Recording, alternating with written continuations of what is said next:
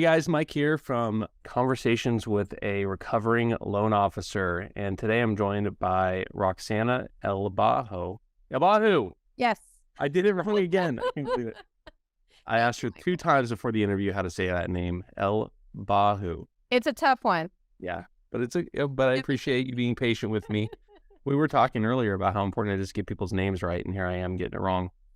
So The challenge of being in this industry. See? yes, it is. Lots of people, lots of names. How often do you forget, like if somebody calls you and they say, hey, it's Jody Smith, how often do you just like go, I have no idea who that is? Oh, I will just start talking Yep. and I'll kind of just in that moment go into my phone if I'm not in front of my desk. Okay. And then I'll just go, okay, wait. And then I'll go to my CRM and I'll look at my notes. And I just keep asking questions. How are you? Oh, what been a busy day? Like I just keep going until I can get the information and then I drive. But yes, it happens all the time. Yeah. But I think once you've been in this industry, you tend to have a really good memory when you speak to customers. So it usually sticks. So sometimes you're pretty familiar the second you get on the phone with them. Well, that's good. I mean, that's better than I did. I was constantly forgetting and go, and I would just do that process you just described. That's why the notes section exists actually in our platform. Yes. That's where it helps. I go there and I'm always pushing for that notes, because that helps every single person. But I mean, I was one of those that memorized the loan numbers when we had paper files. Oh, no way. So I did memorize quite a bit. I think once you start seeing a person's scenario, it just ends up sticking because you dive in personally. So it just ends up going into your memory bank without you thinking about it. Yeah. So tell us a little bit about your background. I mean, you've been in the industry a while, long enough to use the term loan file and mean a paper legal size folding file, right? Yes. So tell us about your background. Yes. So yes, with that said, I have been in the industry forever. My history is in sales. So it goes all the way back to when I was a kid. I was pretty much born and raised in an entrepreneurial environment. My parents were door-to-door salespeople running a variety of companies. My sister and I would accompany them to sales seminars and in-person appointments. And we'd go to people's houses, sell products such as cookware, and eventually that became real estate and mortgage. They owned several companies, and I got to experience it all at a really early age. We didn't have babysitters or nannies. We were in the office with expo markers, and I know you remember carbon copy contracts, which I think is still a thing. But Wait. but I embraced it all, and I found it very fun. I think my personality just gravitated towards it. So I found it very fun and exciting. Of course, my sister went into law. I stuck it out. And for me, it was just being in the industry in any capacity. I wanted to do mortgage. It was natural for me. And in 2000, I worked for a family-owned brokerage. They took me under their wing. They taught me everything. And then, of course, being that it was in 2000, I was kind of saw the .com and then, but also, of course, the 2008 crash, which kind of, redirected me a little bit. I went into corporate finance for a little bit. I had my master's, so I was able to teach for a little bit, but I went back in and then I just continued going. But my history dates back to 2000, and I have about, I would say, because I was raised in the industry, 20 years of being exposed. I'm 40, so I'm okay with saying my age. 20 years of being in sales and being exposed to that, and another 20 years of underwriting. I loved underwriting, and those two together have brought me to where I am today, and a lot of companies loved it. And I've, taken all that expertise and experience to opening my company. So if you're like, you've got a lot of obviously background in like that, you said the underwriting side, the back end, but also in the sales side. What side, if like you had to pick one, what would you do on a daily basis all day long? If I had to pick one, I would most definitely say sales. I would say origination. Even though I do love underwriting, I love guidelines, I love the structure behind it. The reason I like sales is because today in my life, it just makes more sense. It aligns with my day-to-day. I can do it anywhere. And that's definitely something I I talk about in my own meetings is, listen, it's not about sitting at your desk and just dialing that call every single day. It's incorporate it into your day. Don't just sit down, dial, make calls, read a script, go walk around your house, drive in the car, follow up with that customer, because at the same time, they are also handling their own day-to-day. They're doing their own work stuff. So I like that I can mesh it together. And I think that's why it's my favorite as of today. But I would say if you asked me 10 years ago, I love the underwriting. Well, I mean, that gave you a good foundation to be able to go through and have like good conversations with people and not get kind of stuck. Yep. A lot of people that, especially they're getting into the industry, they can get sort of stuck in with the idea that they don't know enough to go out and speak effectively about their job. Mm-hmm. So, if you were, you're running a new brokerage, or you started your own company, and have you hired salespeople and ops people, and how are you doing that now? Yes, no, absolutely. We have hired sales originators to work the leads from our lead generators and from the connections that we have with our realtors. But the number one thing is that value proposition, what we can do. And I think that's what makes sense. That's what stands out is being able to pre-qualify a customer on that one phone call. So being that I have that underwriting background, I also tend to recruit and hire the ones that do have that experience, because those are the ones that really know. They've been humbled by other experiences with other customers. They worked for various different companies with different workflows. They know what it's like for a customer. So it's nice to get those back end people that have that experience. And sometimes originators that never did it also have that understanding, because they dive into all parts of the process. They don't just focus on the front end piece, but the whole thing, the big picture. So it's always very important to know your guidelines. Customers know their guidelines, because people, now more than ever, can find so much information. They can read on Fannie Mae, on Freddie Mac, on government guidelines. So it's nice to be able to, attach yourself to certain things in conversations. And if you can find that connection with the customer, it just makes it more valuable versus let's take an app. So I definitely want to incorporate that in meetings. I like having meetings where we talk about guideline changes, talk about what's changing in the industry, how it's affecting us, where we're going to pivot. But it's always nice to bring in those subject matter experts. I think that definitely helps us grow.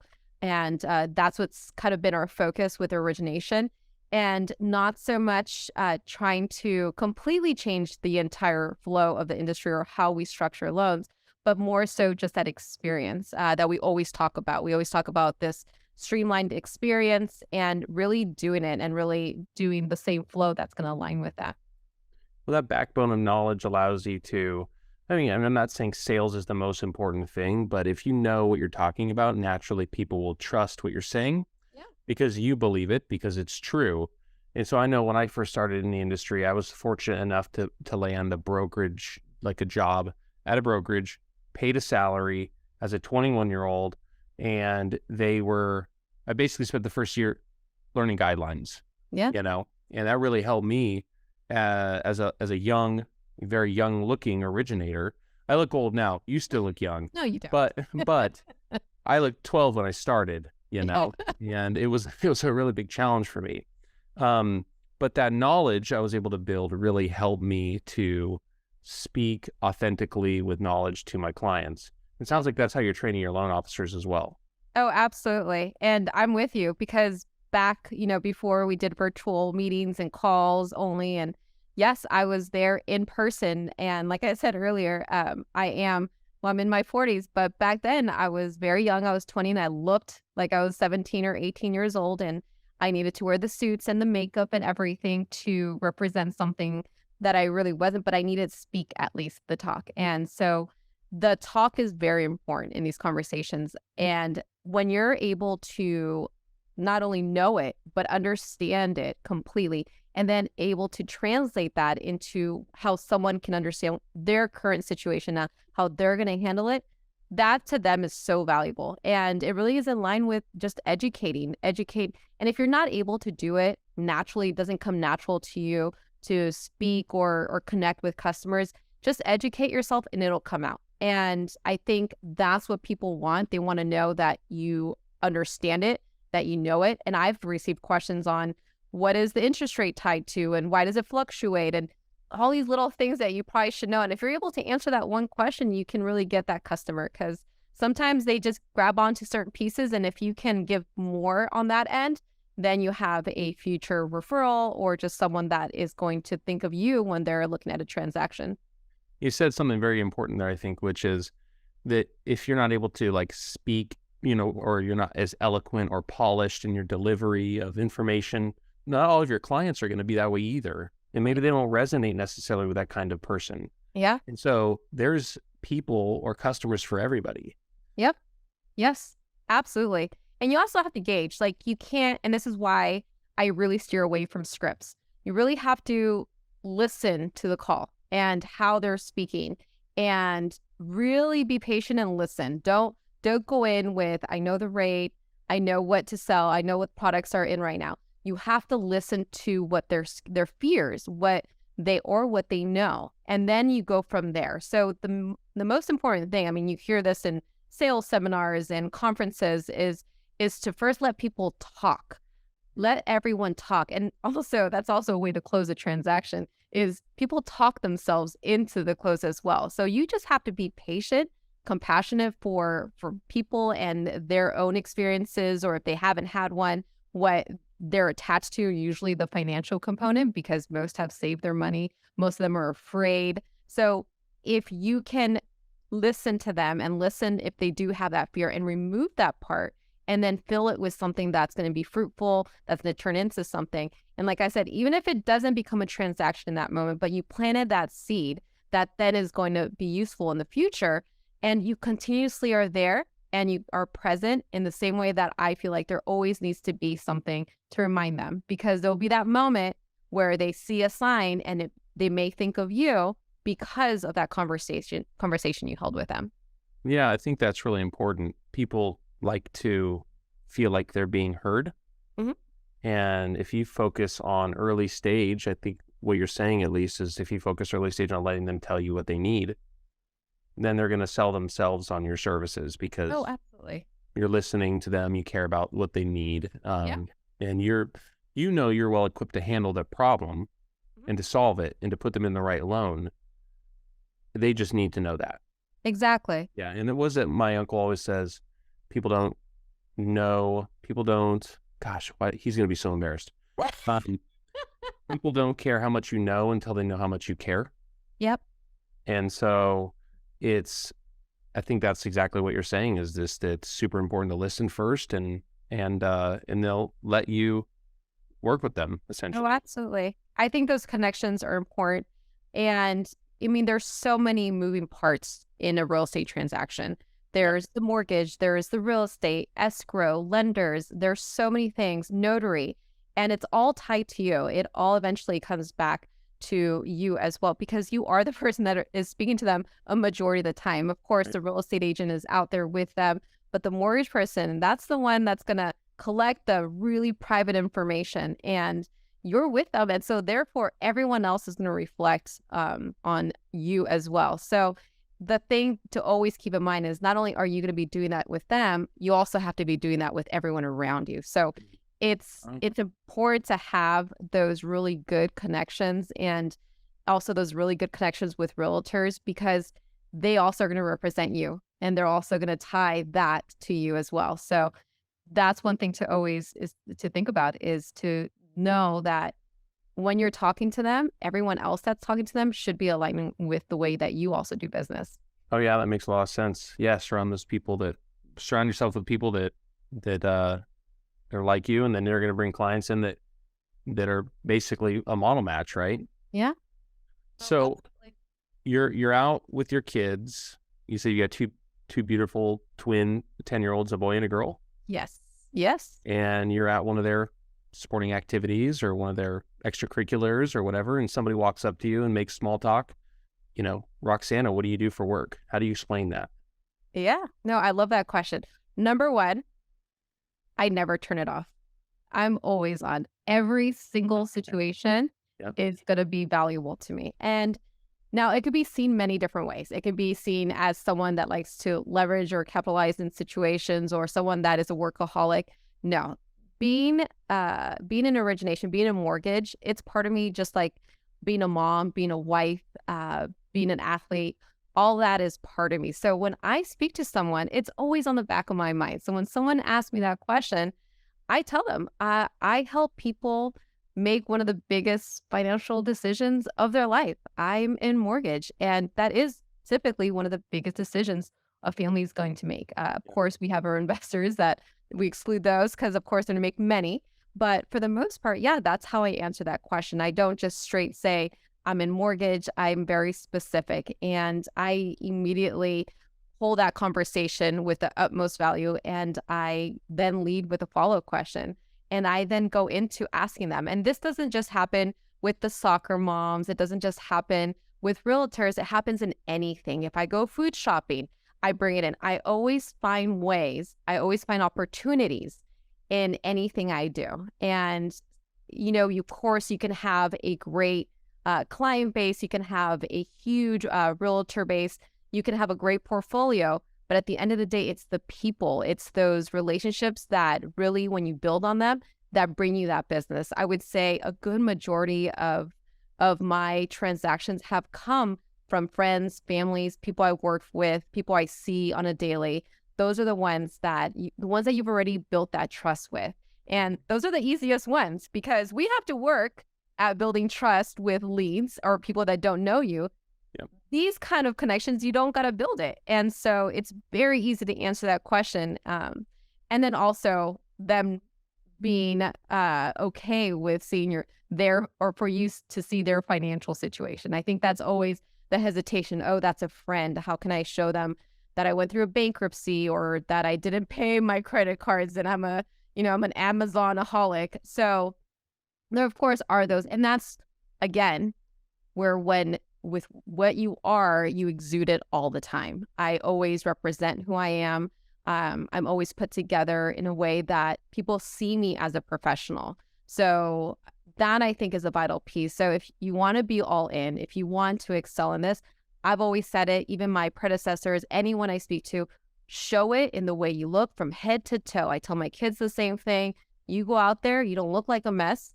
Come in with a clean jersey, come in representing, and then you show. And so I think it's a whole thing. It's not just the talk, it's everything. And same thing goes with the company, same thing goes with your reviews.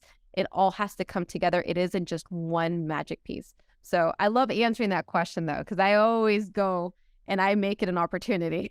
Yeah, that's big. Yeah, that's big. I mean, that's a big commitment. And like you said, it's like a lifestyle choice for you.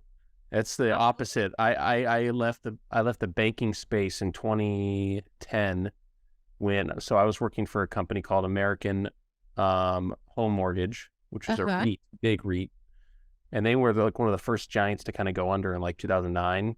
Yeah. And their book kind of got split between Countrywide and MetLife. I think it was like MetLife dipped their toe in the mortgage space. Yeah. And when I went to work at Countrywide, they're like, you wear a suit and a tie and you're doing it, And so then I was like dictated that I had to do that. And so like I left that and then went to work for a brokerage. I was like, I'm never going to wear a tie again, ever. I committed to it. And I kid you not, I'm wearing pajamas right now. Are you? I am, but all my work's online. It's all online. Yes. But I do make it a point to get out and recharge my batteries and focus and all that stuff. But sometimes I just wear pajamas all day. Yeah, and that's okay too. But what I think is important is how you present yourself. Oh, yeah, so for sure. If you can present yourself amazing in pajamas, then do it. I think it's what you put out there. Yeah. And for me, I think it's a matter of how, it's not so much, because of course people are going to perceive, sometimes you'll look the most amazing and people still don't perceive you that way. I think it's everything. You have to be that well-rounded individual where you are always representing yourself as who you feel you are. If you feel you're a great mother, if you feel you're a great employee, show that you care about showing that to others as well. I think it influences people as much as we want to think it does. And Yeah. I mean, to be transparent, we want to say, well, I want to be raw in who I am. Well, you definitely can still be raw in who you are. But we live in a world where people, they look at, or hear, and they hear that voice, and you're like, wait, that's the voice I like. Or this is a look. This is the person I want to speak to. Yeah. And so it is The what it first is. impression really matters. It really matters. Exactly. Yeah, it really does. And I can attest to your work habits, because there's been more than one night when I'm helping you online at like 11 p.m. Well, see, there is an explanation behind that, because every company I've ever worked for, they go, Roxana, an email at like midnight or 1 a.m. Do you ever turn it off? Absolutely. It's just what happens is I balance my day. I do my yoga. I do my, walking or whatever I do in that day. I do my food shopping. I cook.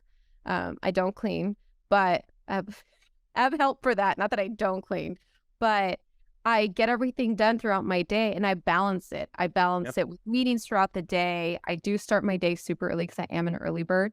I am one of those early 4 a.m. or 5 a.m. bird. 5 is typically my time where I get my silent time, where I meditate, where I really get that focus time, that clean slate. I really am big on that, like empty canvas, get my thoughts together, and then go. And then I get these blinders, and I just go. And that's really what happens. I go through my day, I get a lot done, and then that's my way of functioning. And then at night, some things will pop into my head, and I do it right then and there. And that's my other secret is, if you get a call or you get an idea, put it down immediately. Don't wait. If you get a call and you can take it, take it. That's it. Like, just do it. Don't wait until someone else can pick up that call, or they call someone else, or don't, leave it in your head and then forget it for that idea, and then someone else comes up with it. Yeah. So I do the now. I'm all about the now. If you ask me, I do it now. So that's another thing. Yeah, like I tend to turn it off too, like at around 4, and then focus on family. And then around 9, I'm like back into it, because I almost find, like, even though I love my family, I'll do anything for them. Work for me oftentimes is a retreat from, because you care the most about your family. You care, it's all stressful. You're always worried about, with 5 kids, you've got this thing, that thing, that, driving everybody around.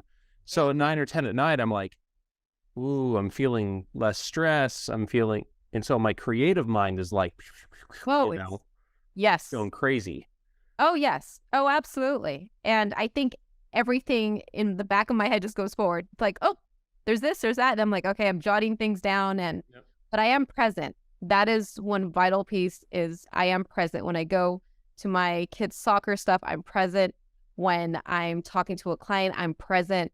So I'm always fully committing. And, for me, I'm not a huge multitasker. And I try not to let my kids learn that either. They try to be multitaskers. But that's another thing. It's like, I like being 100%. Yeah. It's actually funny in my household.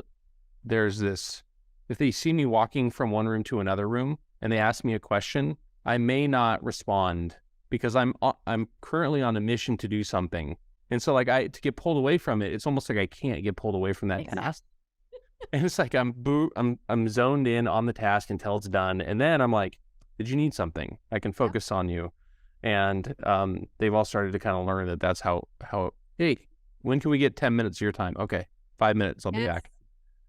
Yes. So that kind of comes into managing people, right? Like everyone's different. We all have different learning styles. We all have different ways of organizing our time. We all have different communication skills. Everybody in the world is different, right? So like, if you're scientific about your approach, or you're artsy about your approach, or you're less structured, you're going to connect with different types of people. How do you manage, or do you hire only in like one bucket that like aligns with your methods of work, or are you hiring other types of people too and learning how they communicate? How do you manage that and keep your team productive? Right. That's a great question. So when it comes to hiring, I think it's easy to hire people. Personally, for me, I feel like it's easy to hire people that are like me. When I see a reflection of me in a person, you're like, oh, I love that. Check that box. But there's so many other factors. It isn't, just that. And it may make sense. It may be something that makes sense for them and it's a good fit. And for me too. And I'm like, okay, this is perfect. But I don't want to be one dimensional. I want to get everyone's opinion. I want to have perspective. And so when I try to hire outside of that, outside of what I feel is the right fit, I really have to think about it. I really have to think about how they can really add value to the company. And the only way to do that is letting them talk. And then I visualize it, and I visualize that way of doing business. And I do definitely hire people that are different than me. And I think those are my favorite because then I get their perspective and I see other sides. And I think that's what's really helped me grow is someone saying, well, what about this? And I constantly am saying, because it's funny, I am a control freak. So I am big on like having things a certain way. I spend so much time and energy that I then convince myself that this is how it needs to go.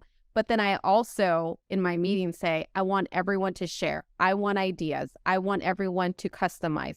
I want to see what you're doing in email templates. I want to see because my way isn't always the right way. And I know that, even though deep down inside, I have that control, I also know that there are other things I may not see.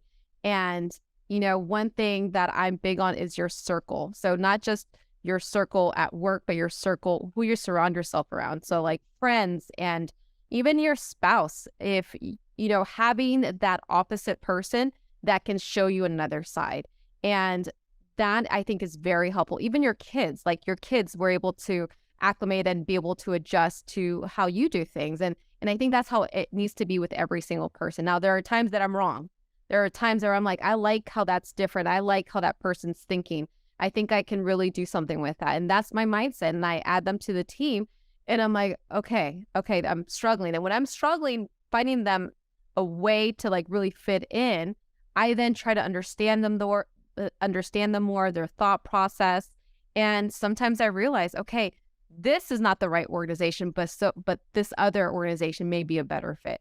And I don't think I've ever had a person that I've spoken to where it was a break that was unfortunate or sad or, I've always parted ways. I've never burned bridges. I've always parted ways in a way that was positive. And I think it's because I've always been very transparent. Like, I'm not seeing your way. I always say things like, show me more, write it down, send me an email, explain it to me. And as long as there's that level of respect, I do want to give all sides an opportunity. And I think that's how I've grown is by seeing all different sides, different perspectives. I'm a good listener and I let it sink in. And at the end of the day, I assess. And one important thing that I do, I never just hire or make a decision on the spot. I let it sink in with anything because it's amazing how much your thought process changes from that moment, that initial experience till the end of the day. And it goes with anything. When you write an email, when you write letters, it changes. And so you may say, oh no, this person does not fit the role. And that's your initial impression. And then at the end of the day, well, what if, and this and that, well, they kind of fit that. So it's always important to look at it and think about it for more than a day. And that's how I really think about it. That's how I make those decisions. That's how I have become diverse in my thinking and in my hiring as well. Ooh, I love that. Sleep on it. That's huge. Yeah. Sleep on it, right? Think about it. And I've started doing that a lot more in my life. It's just like sleeping on those big decisions because it's easy to think you know what you know until you actually let your subconscious work on it. Yes.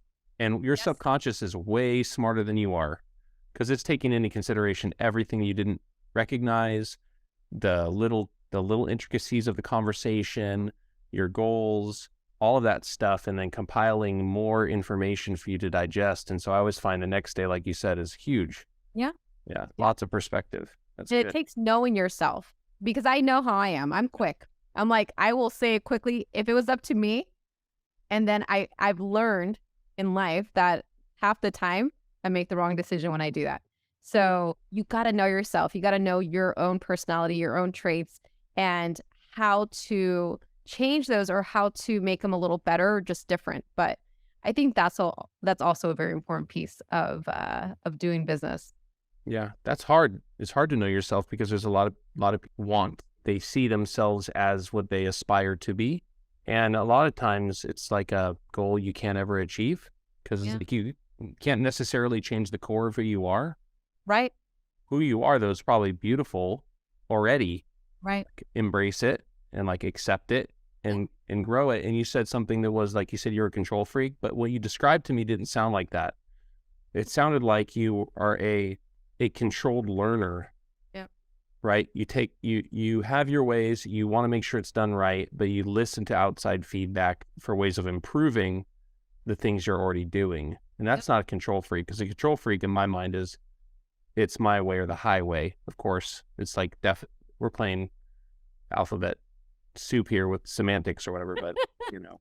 Well, that was you're right. I agree with you. That was 20-year-old me was the control freak, and then life has refined it and changed it into what you're saying is the controlled learner. Yeah, So no, that's I awesome. agree with you. Sweet. It's great.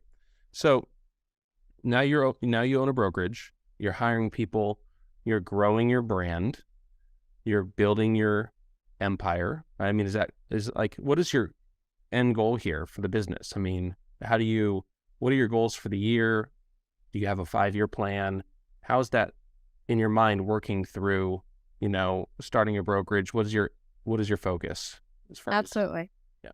So more than anything, I want to replicate what I feel is a really good way of doing business. So what I think, I want to put it in the minds of all my originators. I want to always have that present in meetings and conversations. I want to hear it. And right now I have a small team. So I have not a very big team right now, but I'm listening to these calls. I'm listening to the calls with the customers. I'm listening to the calls with the realtors. I have the opportunity to do that right now because we have a smaller pipeline. And I want to hear that. I want to hear that the things that I am teaching, all the stuff they're learning, it's being done and it's actually being executed. I feel like once I see that and I see that it's being done without much of my involvement, because again, I don't want to be, I want people to be creative and own the role. I want them to be autonomous in what they do. And so when I start seeing that in every individual, and yes, every individual, and doesn't mean they are a manager, because I feel like leadership qualities should exist in every single person. They don't need to be a supervisor or an executive, but I do want to see those qualities. And when I see those and they are represented on these calls, I do want to grow, and I want to duplicate it over and over again. And of course, as we do all that, evolve like with what's going on in the industry. But my plan is to be a very big corporation, and really, because they always say, don't reinvent the wheel. And I agree with that. But what I'm trying to do is I'm trying to do something different when it comes to doing a transaction. And it's that honest transaction, being transparent from the beginning, giving people information right in the beginning. And that's a big reason why I work with you, Michael, because it's that transparency for everyone right off the bat. Yep. That is so valuable. And as I continue to grow and I do interviews and I speak to people that have been in the industry for a long time, there's two types of people that I'm interviewing or that have been in origination. They're the ones that, have been dialing numbers every single day, 100 calls a day. And they're the ones that actually truly care about the customer and don't just want to be dialing. And have also, and some of them go from being in the industry for a few years to many years. Some have different drivers. Some just want to get that commission or get that paycheck.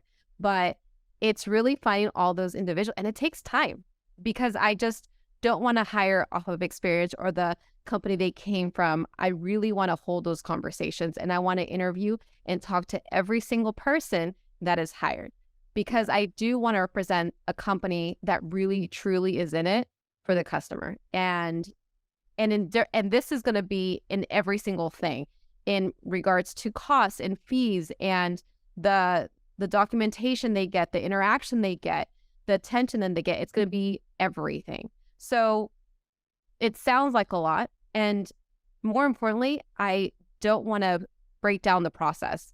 And I think companies have done a wonderful job. I think we've changed a lot in many different ways in this industry, but I personally don't want to break down the process. I want to have a very personalized experience where a customer can just work with one person. So what that means is eliminating parts in between.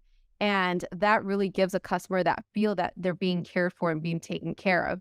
So as people adopt that and start loving it and embracing it, I feel like there'll be that growth. And of course, I do want to do it big. So my plan is not to be in it for a short period of time. I opened shop back in 2004. So I was in it for 4 years, decided to open a company because I came from an entrepreneurial environment, did that until the crash, stayed in it. So this is not my first rodeo, but I know what I want because I've seen it from different angles. I've seen it from a credit union standpoint. I've seen it from corporations, big banks, and I've seen all sides of it. And really what I've done is I've taken bits and pieces of everything. The credit union world, which is so different from corporations and small, mom and pop shops, all of those. And I've put it all together and I've experimented. So this isn't something, I'm not building the plane as it's flying. I've built already and I've built processes and workflows. So all that stuff, it's all been either in my head or jotted down in some area in my Google Drive, but it's something that I know works. I know that knowledge, as cliche as it may sound, is very powerful. And as long as we continue doing it through people and I'm able to give my knowledge, my experiences, because I do know not everyone's going to have my same, background. I grew up in this. I was born and raised in this industry. So not everyone has that. And so I want to show that and explain it and do it through people so they can be the hands and they can feel empowered. And that is really what matters to me. And then people loving their job, because in this industry, there's so much stress. Everything's time sensitive. There's a lot of people working, a lot of hands, and you're working with people's, not just their money, but their emotions and their livelihoods and their future and their families. So there is not only the stress in that moment, but also after. And I suffered in 2008. I was in it for already 8 years, and it hurt me when I knew people were losing homes during that time. So I know I have that compassion for people, and that's the thing that I want to see represented constantly. I think that we can do it because this industry is going to be here. It's not one of those things that's just going to change constantly. We're not going to, technology can take over in some way, and it has, but you still need the people, because we need the people. We need the conversations. We need to know that someone really understands. And so I love the technology and the software. So together, I think it does beauty. So for me, my long-term, my 5-year is to see this company be in at least half of the U.S. So I think that's where it makes sense to me. I've interviewed all over the U.S., so I've interviewed so many candidates. But for me, it's to be in at least half, not only licensed, but have branches and have places where people can go to. So that is what I look for. That's my vision. That's awesome. That's big time though. 25 states, 5 years. Sound driven enough to make it happen. So I have 4 so far. Oh, already. Wow. Why am I not surprised? So then, you mentioned earlier on, that maybe this is pre-call, but you'd mentioned that you have some loan officers that are making calls, that are dealing with lead generation sources. So that seems like it's at least a small aspect of your business. But today, what most loan officers are needing help with is prospecting for realtor partners. Yes. And I if you heard me say it once, you heard me say it 1,000 times, real estate agents control the product that your clients care about. It's the reason the transaction happens. They want to buy a house. They don't want to buy a mortgage. And so they're generally speaking going to always stay, just like loan officers, relevant as a part of the equation when it comes to buying and selling homes. How do you feel about prospecting for real estate agents like today? And what sort of unique value proposition are you trying to take into the market when you talk to those realtors? Yeah, no, great question. I like the feeling of prospecting. I feel accomplished. I feel credible when real estate agents entrust me with their clients and their business. We're all connected, like I said earlier, real estate agents, escrow officers. And when I prospect, I make myself relatable to the agents and immediately address their concerns immediately. So that's the thing. And I feel what's forgotten is that we all have different motives, drivers, and some of us just want to be incentivized early on. Yeah. But the thing that I do is I remove the one big thing, which is the way that that initial call with the customer is going to go. Am I going to say, let's take an application, let's see how it goes, I'll let you know? Or am I going to be able to provide some kind of movement during that call where it's going to really get them to want to buy a house that weekend? So real estate agents, they deal, they take them to houses, open houses. They are, driving them around. That's hard. That's very time consuming. It's usually on a weekend, of course, during the week. So they want to be sure that when they're doing all this, that customer is being taken care of. And I say to them immediately, I address their concern. Which is my value proposition, I will pre-qualify on that call. So when I'm speaking to the customer, not only am I just having a conversation and getting to know them, I'm actually going to pre-qualify them on the call. My call isn't just tell me about where you're at in the process, which is the typical way of starting a conversation. Tell me where you're at. Definitely going to want to buy a house. It's my first time. Great. Tell me. And I lead into, well, what do you do for a living? I make it organic and make it natural. And that's what I tell my realtors. I don't make it a transaction. And again, that's also aligns with how our company is represented. It's not transactional. It's personalized service. And if I can tell my realtor, they will get a pre-qual over that phone, and then it'll be on paper later that day. That's priceless to them because now you're removing that piece that's going to prevent them from moving forward. Now, of course, there are companies that say, apply online and all that. Of course, there is that. But what I'm doing, I'm giving it personally just like they are, which aligns with the realtor. Yeah, because they're not trying to automate their job. They're trying to be more relevant on a day-to-day basis with their customers. And I think they would appreciate that sort of like approach to the process, which is like some would say a step backwards from a technology perspective, but maybe a step forward from a relationship perspective. Oh, yeah. So but technology supports it too, because as I'm doing that call, I'm taking notes and I'm starting that application. And then all they need to do is complete it. So I get them started. It's just a natural extension of whatever they were thinking, whatever that realtor started. So they did the work to get that person. I'm just making it just an extension of what they just did. Well, here's the rest of it. Now just go online and complete it and then done. So, and I think if you're able to accomplish that and make them feel like it's seamless, I think that's huge for all sides. But I think realtors bring a lot to the table. I think they're amazing. I think they work very hard, and all we want to do, or at least our company, is be able to align with that. Yeah, that's awesome. That's great. So then that's a very unique value proposition, right? You're saying on the call, one time during that call, pre-qualified, follow up with the pre-approval later that day.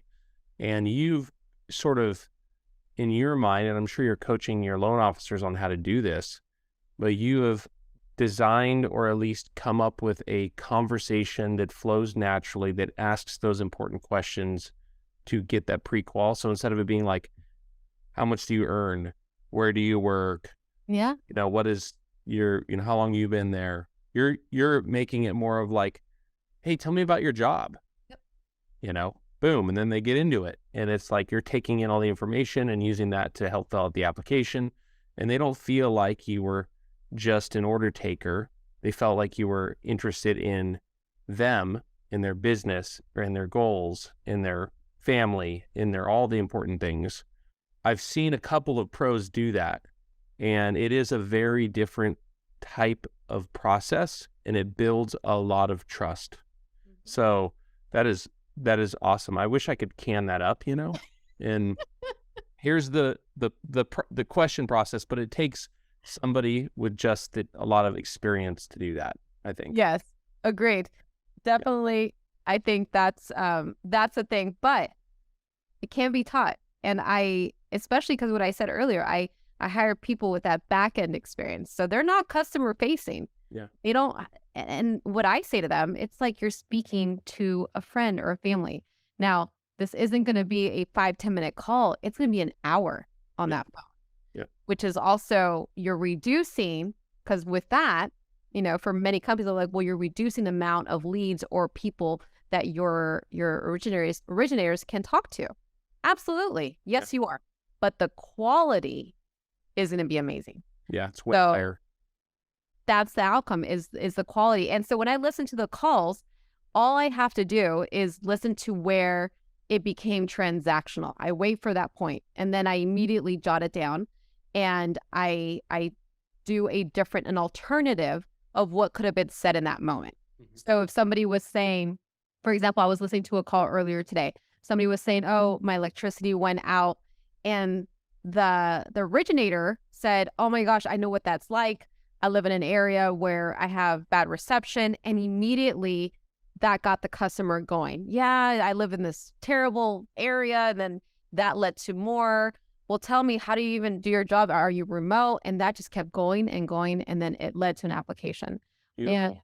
And it's funny at the end, what I'm seeing at the end, and this is where I love my software. I love working with you, Michael. At the end, I say, well, all that's left is your date of birth and your social security number, and read the disclosures that you're okay with all this and we can proceed. And it makes it so simple where they're like, that was it. I'm like, absolutely. I have all the information I need to get to move forward. So it's always fun when it feels like, it's kind of like when you get that shot. That was it? Oh, I thought it was going to be more painful than that. I know. Oh, man. Yeah, totally. Yeah. Unless it's tetanus, and then it's worse. God. So that's the bad credit client. It's like a tetanus shot. Oh, yeah. They're dreading the conversation.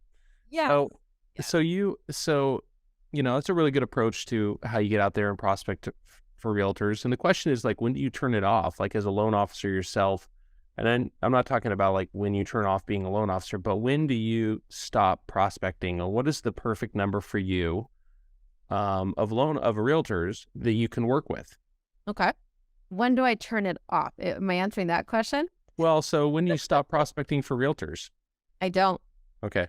Always be ABC, always be closing. Always. I truly don't believe there's a perfect number. However, I mean, if I had to give it a number, 10 to 20 really great quality agents that align with our business culture, keeping in mind that, that the transactions need to be good quality. It needs to be a good transaction because that's going to reflect on you. But quality agents, I would say 10 to 20, because if you think about it, think about conversion, and keep in mind these are generally hotter leads. They're not warm. They're not cold. They're generally hotter because they're with a real estate agent. That means they're somewhat serious. So at least let's say half of that.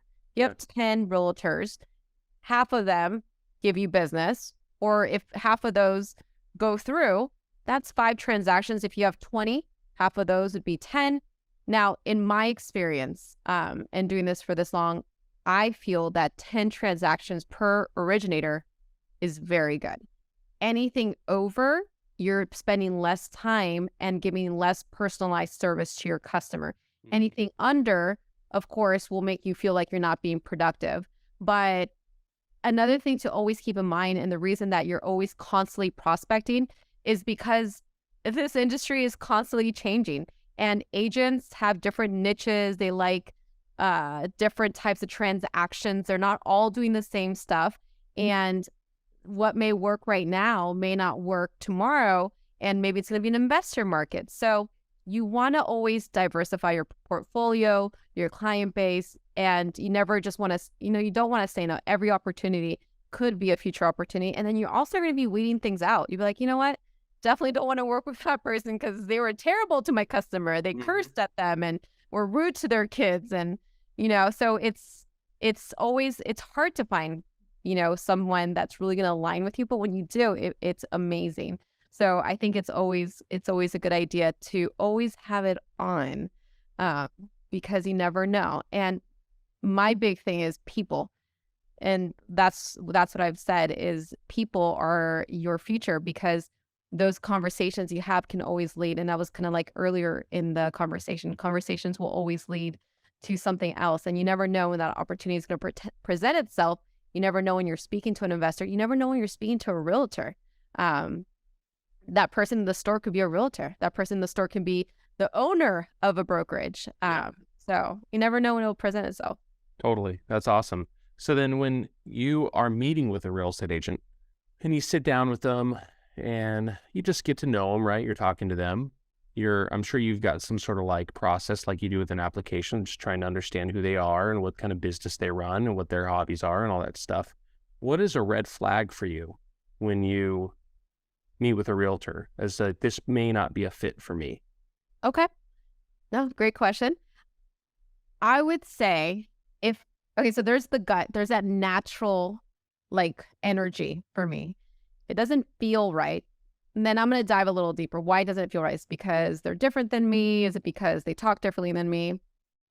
The next thing that I look at is if I can't make sense of the conversation, if it's not coming together or clicking, then that's how it's going to be represented with the customer.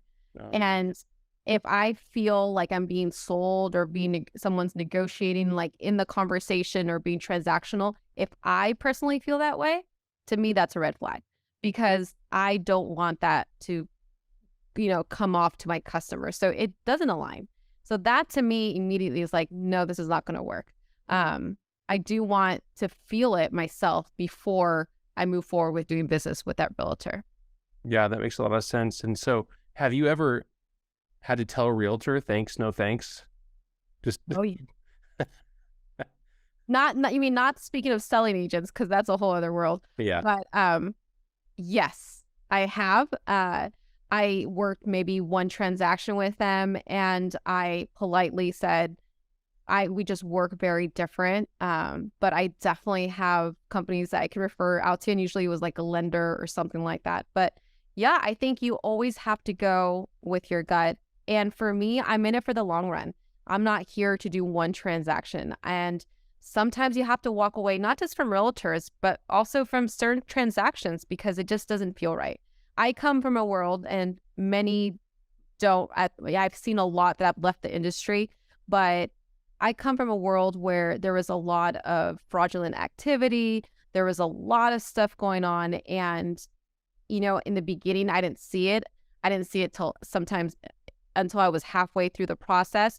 So for me, yeah, I'm going to be a little skeptical. I'm going to be a little hesitant if I do get that feeling. But if I do, it's definitely worth it to walk away, because I want to be represented in the right way. I want to be credible to people.